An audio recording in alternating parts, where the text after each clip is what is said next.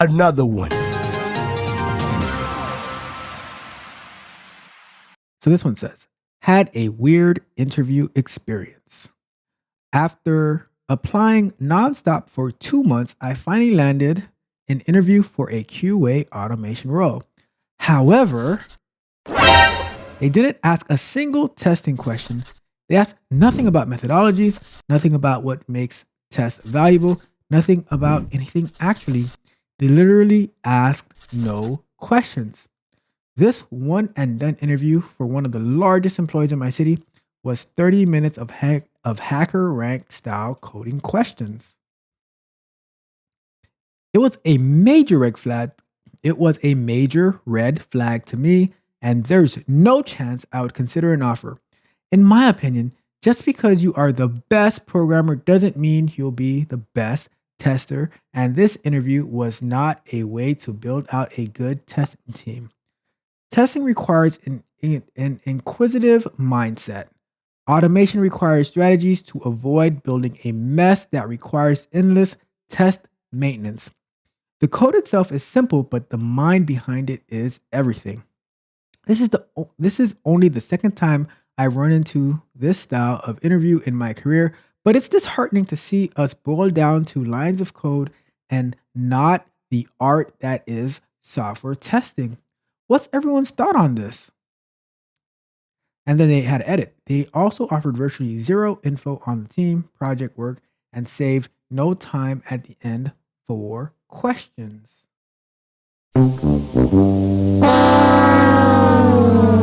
All right, so let's put our timer up. So I agree with the of what this person believes that testing is, and that just because you can code pretty good doesn't mean that you're going to be a good tester and all of that. But here is where I separate from their sentiments, right? I'm very practical, right? Pragmatist, practical, right? So you've been applying nonstop for 2 months, right? And you can't land an interview to save your life for a QA automation role, right? Um and you have all these opinions on how this company is doing their interview hiring practice. For me, at least, I wouldn't really care unless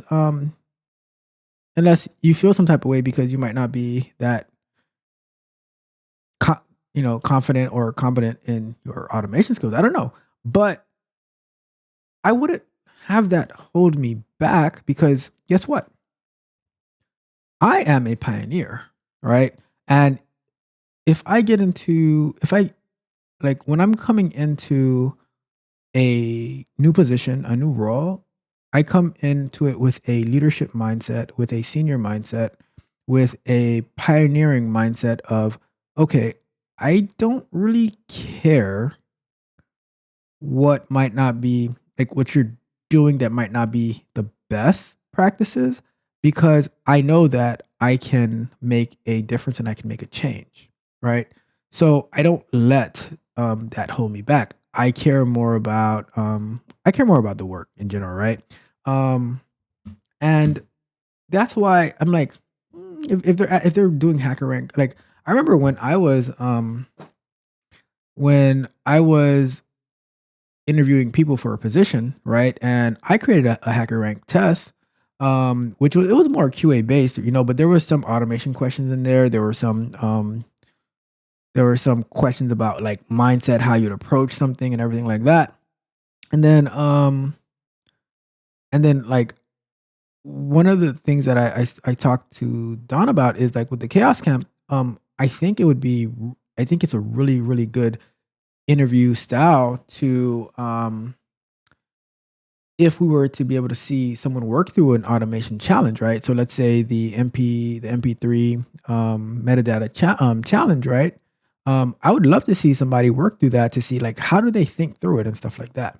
You know, I think so. I'm not opposed to like coding tests or coding challenges. Just depends on the nature of the challenge. But the problem is like when you say that it was a major red flag to me and there's no chance that I would consider an offer. Um I I I would like well, if I've been looking for a job for 2 months, I would definitely consider. It doesn't mean accept, but I would definitely consider an offer from anybody, right? Like that's kind of, I'm not going to let my pride and ego get the best of me, because I didn't put myself in a position to win. But at the same time, when I come into it, I'm like, all right, cool. After I get the position and I establish my name, my credibility, and now I'm part of the hiring team, I'm going to say, hey, maybe this methodology of interviewing is not the best, right? Maybe we shouldn't be relying so heavily on HackerRank to be able to tell us whether a candidate is solid or not. Maybe we need to actually ask some testing questions, some critical thinking questions, some what do you know like what about some API stuff? Maybe this company they're not really well versed in analyzing QA a QA like for people for automation and for testing and stuff like that. Maybe you could be that person who brings that knowledge and that change to it, right? But when we approach it with that like egotistical mindset of like, oh, I would never consider a company like that, well, guess what? They are going to be hiring someone else who could be doing the work that you could be implementing, the stuff that you didn't like. Maybe that was your opportunity to implement some change and put your foot on it, put your thumb on it, and you rejected it because you felt some kind of way, right? I don't think that is beneficial to you whatsoever, and it limits you from potential growth into your career. So, me, I I don't really care about red flags. I see everything as an opportunity for growth and success. All right. So that's how I see it. I don't know. Maybe you guys think differently, but that is how I think that you have the best opportunity to win and to grow within a company is what you see wrong, you you be the voice of change, right? And you make things better. And just to touch on this real quick, right? Um, you said that where was it? You said that you didn't even have a chance to ask any questions. Well, if you really wanted to ask a question, right, just ask it, right? You shouldn't be waiting for them to say, "Hey, do you have any questions?" No, I have a question. Can I ask a question? And they're gonna say, "Yes, of course." Um, and you ask your question, and you go from there. Oh, can you tell me a little bit more about the project? See, I am not going to give you the questions because that is going to be Patreon level information. Look out for the video coming out on the Patreon about what questions to ask at the interview. So that's how I see that one. All right.